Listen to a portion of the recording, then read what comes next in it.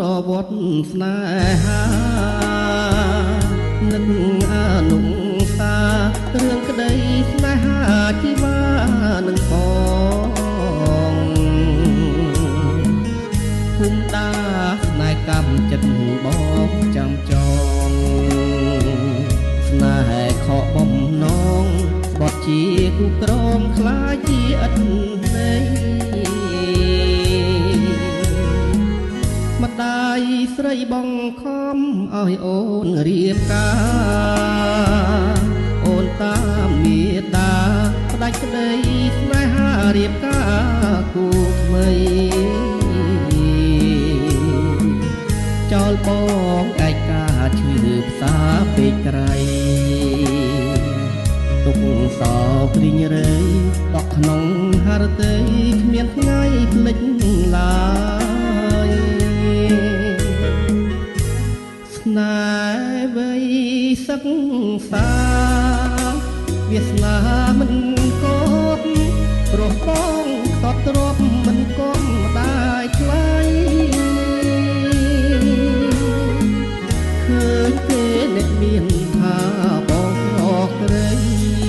កាត់ផ្ដាច់និស័យស្នេហាទាំងក្តីស្រីហើយនឹងបង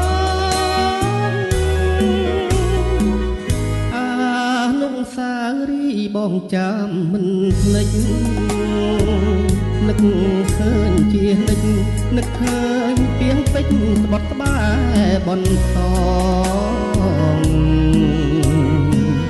ថាស្មោះនឹងគ្នាមិនប្រែបែកខ្នងឥឡូវនួនល្អរៀបការចោលបងគ្មានអាល័យស្នេ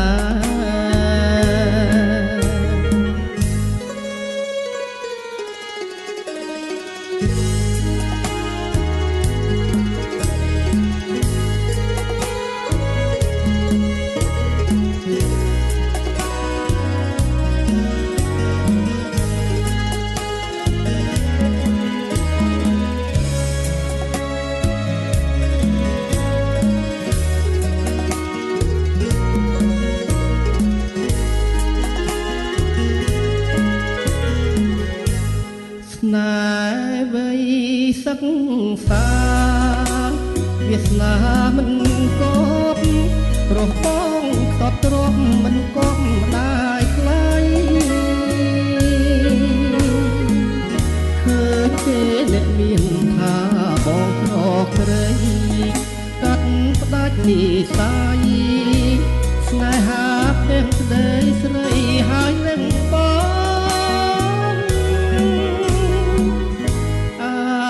ងសារីបងចាំមិនភ្លេចនឹកឃើញជានិចនឹកឃើញពីងពេជ្រត្បត់ត្បែបនសងថាស្មោះនឹងគ្នាមិនប្រែបែកខ្នងឥឡូវនួនល្អ